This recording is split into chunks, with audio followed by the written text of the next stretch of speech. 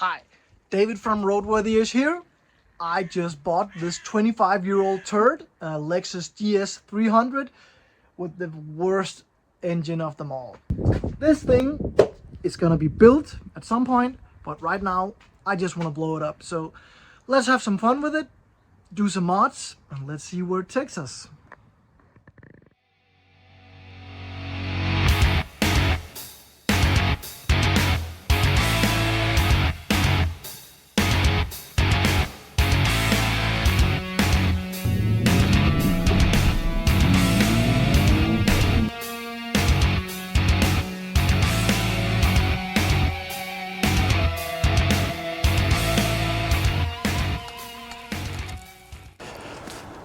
It's been a little quiet in here.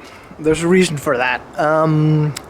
I've been contemplating a new project for some time, and I always wanted to build a 2JC like so. Here it is, folks.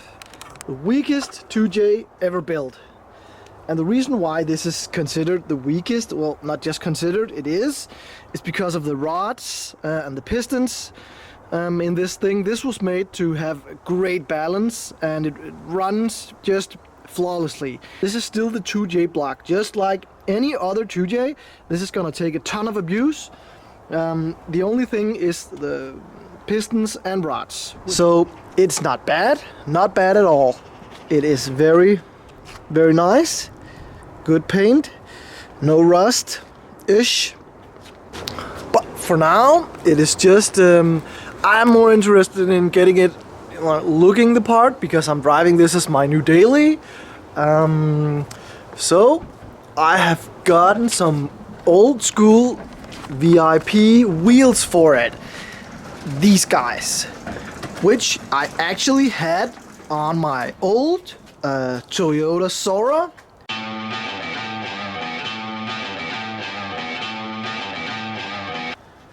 Which also was hilarious. It was a 1J GTE engine, the twin turbo, and they are just really, really cool. Very old school, I know, but this is the VIP style that I'll be going for, because I'm not gonna be building some kind of crazy drift machine. I got this orange flavored something that is for fun and giggles and stuff, as you know.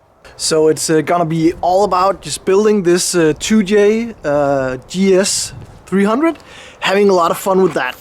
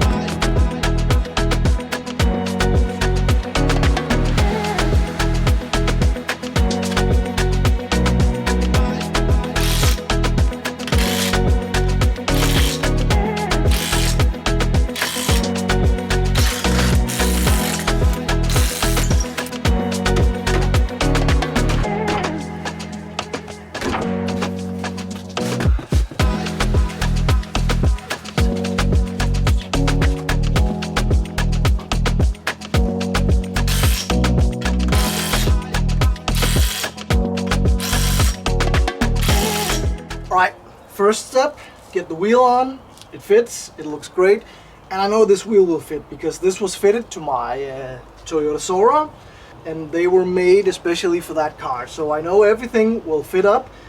But the problem being that the flange on which you bolt on this wheel to the hub is a little bit thicker than stock, so the bolts are not exactly long enough so that the nuts will fit on there all the way. So it's basically halfway threaded, and I'm not really comfortable with driving with that. So I remember that I put on longer studs on the Sora, and I think I will be changing these studs also. And yeah, also this has been flared, actually, I just remembered, quite a lot, so this might even accommodate a spacer. a bolt-on spacer that we might not even have to take the hub apart and put on longer studs. Well, that'll be pretty cool. So doing the fronts, driving a bit around, see if everything clears, and then we can start measuring on how much beef we can put on these rears and also the fronts to get it perfect.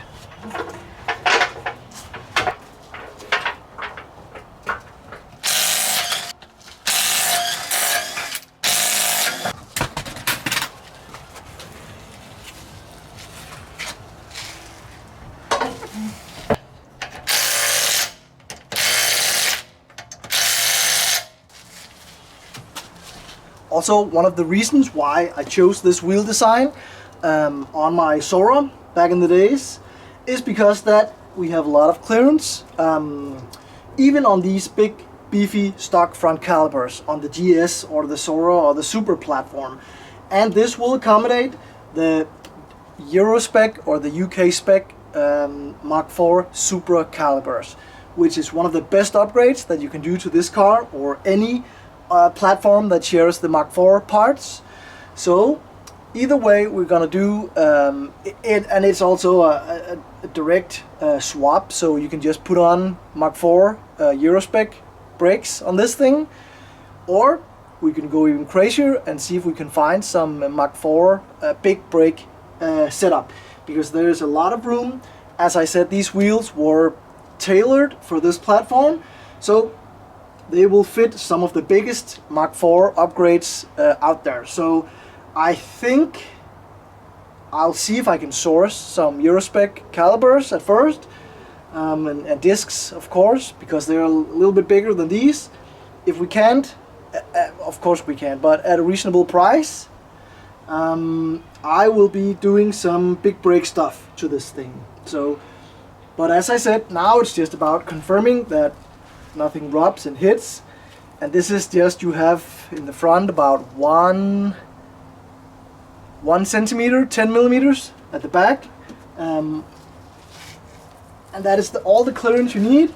So let's do the other side, get it down and see how this looks, because the fronts were, as I said, tailored to fit the big brakes, so they are a little bit further out than the rears, but they can be spaced, so that's not a problem.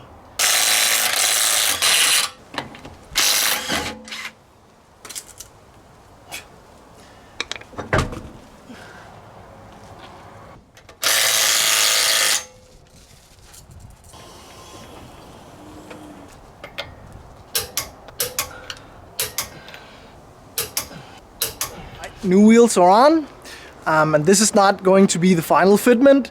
I'm going to need to adjust it with some spacers, like I said before, because the rears are a bit weak on fitment due to this has been rolled and arched out a bit.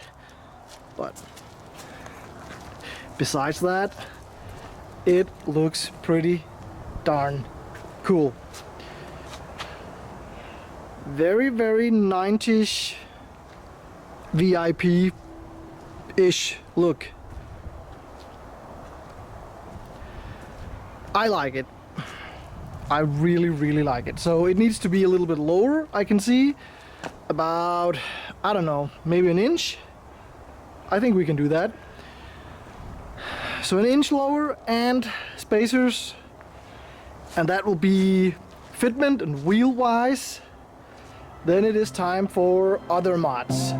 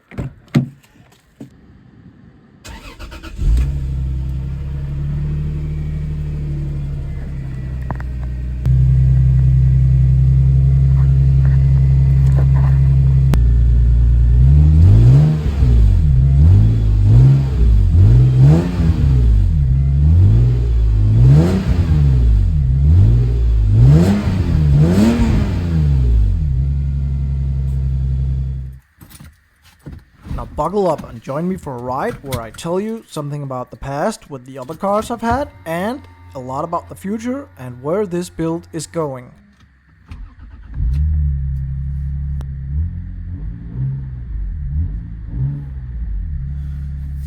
Alright, first impressions with the new exhaust. It sounds really good. It's there, but it's not, if you know what I mean. Let's pop it into reverse here and go out for a test drive.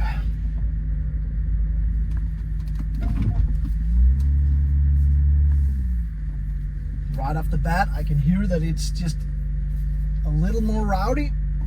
Not much because it's pretty tame engine, but for what this is, the 2JC VVTI, which I think is a totally underrated engine because it's the most balanced of the lot. It's the one with the lightest internals, so for a non-turbo car, this is pretty cool.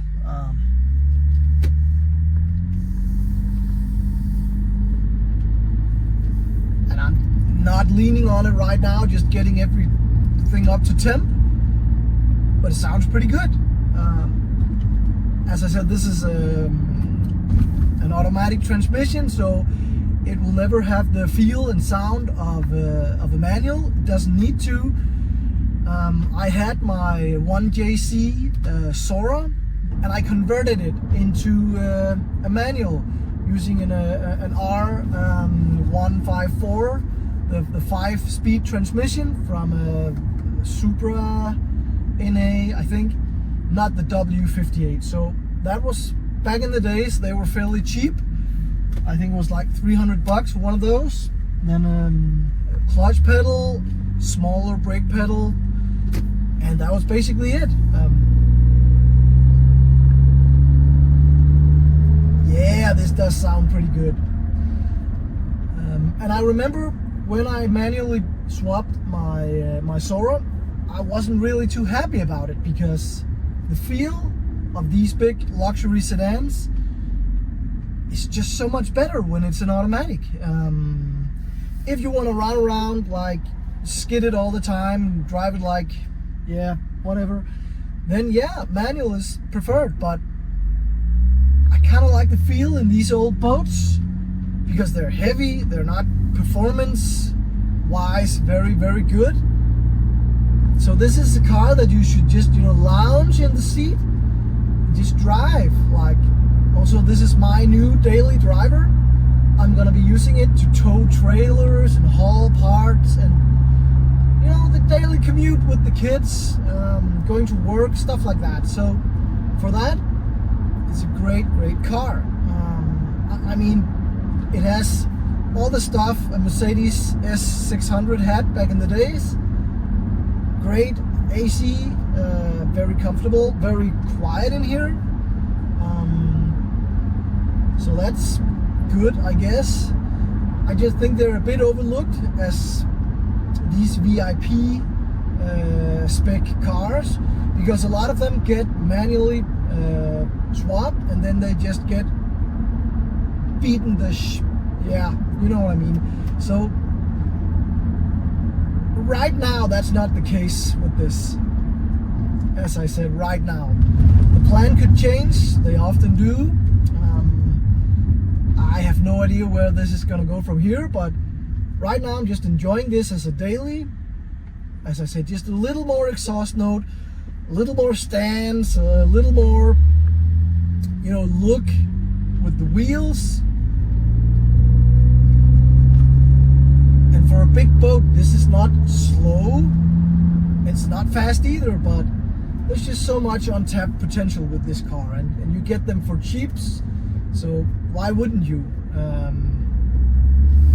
Here in Denmark, unfortunately, these are very expensive to drive on the road because we are road taxed by consumption and weight and all kinds of stuff. So this is one of the most expensive cars to own. And driving this on the road for 2 years here in Denmark will actually cost more than what I paid for the entire car. So yeah, they want us all to drive Teslas and stuff like that, but not yet. Not yet. When all that stuff is said and done, I would love to put a turbo on this thing. Just not to go crazy, because this is supposed to be a daily, just to give it that extra, you know, the turbo sounds and the turbo feel and all that stuff. But this is the worst engine to do that to. The VVTI 2JC NA is just, and I believe the problem is being the ringlands on the pistons are not built suited for boost, and they will break. So pistons are gonna go at 350, 400-ish brake horsepower, I believe. Some drive with a lot more power and they never do anything. Some, you know, have them brake with 300. So I think it's also about the way it's being driven. Do you warm up the car? Do you take care of it? That kind of stuff. But it's still like pushing it and taking a chance. Also, the rods are weaker, a lot thinner on the VVTI than they ever were in any of the other GEs or GTEs. So I guess one way of doing it is just putting on turbo manifold, run the intake manifold over the engine as it is on the stock NAs, intercooler, turbo, be done with it. Put on some sort of, I don't know, one of the old school piggybacks, which will see boost and add fuel. Maybe take a couple degrees off the timing, stuff like that. But that's probably not gonna, you know, ride well. And I get that. But for now, just putting on a turbo and getting that turbo feel, and maybe making me want to keep the car. I think that is important, to just get it turboed and drive it, and, you know, not necessarily beat on it. So that is probably what I need to do. Then at some point we can go crazy. We can build the engine. I think a full NA-T build would be in order. I could source some rods, pistons. We need a decent, this being the VVTI, we have a cam sensor, so I think it makes it a lot easier to go GTE style ignition and not go wasted fuel and wasted spark. But I need to do a little more research on that, or maybe just get a GE head, weld on the two cam sensor bungs, and just go full GTE setup. That is the easiest and cheapest way to do the GTE or the GE mod. So that could be one way of doing it. Another way could be swapping, because you can get them from a lot of dealers in Toyota, a new 2JC GTE VVTI head. That's a lot of letters. Swap one of those on and treat it as a GTE VVTI. That will require new harness, new controller, ECU, and some other parts. We need a map sensor, stuff like that, to get rid of the MAF. That's a little more expensive, and also for what I want just right now, I think it's a little overkill. So I think we're just gonna go with the slap on a turbo, do like 5-6 PSI. It's nothing, and the engine should be able to handle it. We'll get some turbo sounds. I think we're gonna get it up in the 300-ish brake horsepower, maybe even on the wheels, and that would change the entire feel of the car. Because right now, auto trans, I think we are about, I don't know, 185 wheel horse, and that's not enough to cut it. If we can get just the feel of another 100 on the wheels, I'll be happy. I'll be happy for days, and I think that will make me more convinced to keeping this car as a daily. Because what else is out there that I can buy for this kind of money and have this, you know, comfort and engine and sound and stance and looks? Not really that much, I guess. So Also, being in Denmark, remember, all our car prices are like, you take whatever car you want, go look at some used prices, and then you multiply it by 3.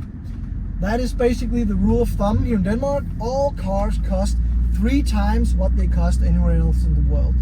So that is down to the car tax being like 180% on new cars.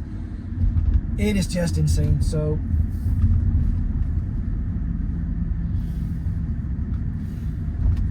alright, ride quality. On this car, when I bought it, it was a horrible ad. It didn't mention anything about the car or the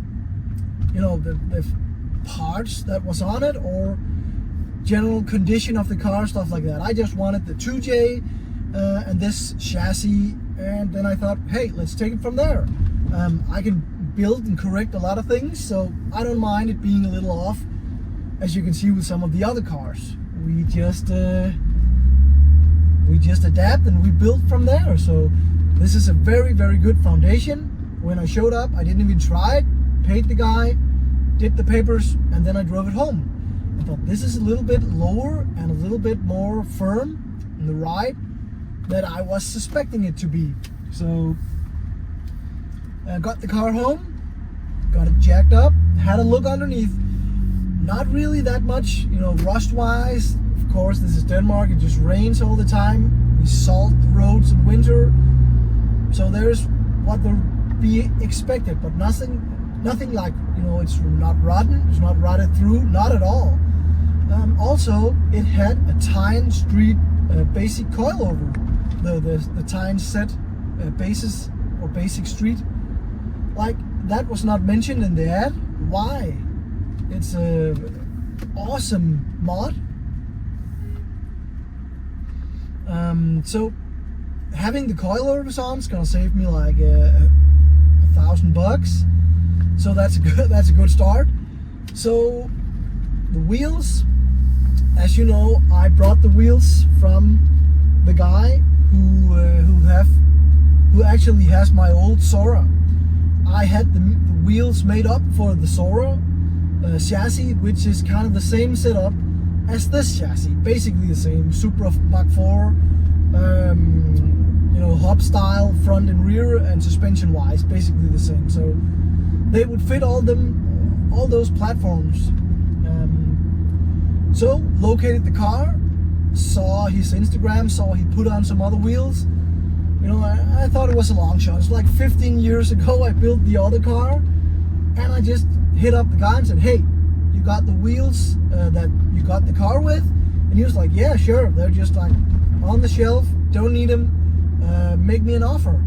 So made him an offer, just pretty cheap-ish, really lowballed it, and he took it. So got those wheels back with fairly new-ish tires, with a lot of tire thread, but they're pretty hard. I might change the tires, but hey, got the wheels for cheap, slapped them on there, just fits, looks really good. Then there's the exhaust. I had a lot of S13s over the years, so I had a lot of S13 parts. At some point, I was getting out of the S13 chassis and into the 350s, the Z33s. So I kinda didn't have room for my S13 parts. Like, we're talking 20 boxes and like 10 pallets of just parts. So I gave it all away to a good friend of mine. He runs a shop and he could use them, sell them, put them on cars himself.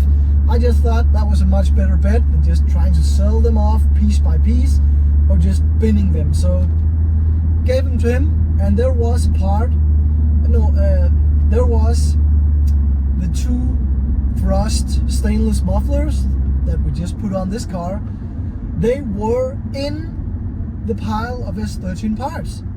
I never really thought about it because I put some other mufflers and made a full exhaust on my Sora. So I think I got the thrust system when I needed a mid-pipe and a mid-pipe for the Sora, and they just fit all the platforms. So I just got somebody had it laying around, the mid pipe, the full cat bag actually. So I just got that, used the parts, the pipes that I needed, just put the cats in the piles of parts. He got the parts. I just called him back and said, hey, you using those? And he said, yeah, we used them on the dyno actually. So he cut off the parts that will fit the car and just put on 2 straight pieces of pipe so that they can just fit him, just shove him in there on dyno cars to not make so much noise. So I just thought that was kind of funny. Asked him, would you mind if I came and pick up you know, the mufflers? I need them for my GS. And he was like, yeah, sure, just come on by, pick them up, happy days. So I did, and as you saw, we refitted flanges and pipes to make them work on the car, and they're on here. And it just gives a much more throaty and rowdy sound. It just sounds really good. So also the little drive, it's not too much, not at all. Also with all the catalytic converters and mufflers and resonators still on this car. That being said, car just sounds amazing. It looks better for such an old car, and I think I'm gonna enjoy having this as a daily, especially if we put a turbo on here. So with that, that's a wrap for the start of the GS series, and we are gonna have some fun with this car. Thanks for watching. Consider subscribing if you haven't already, and I will see you on the next one.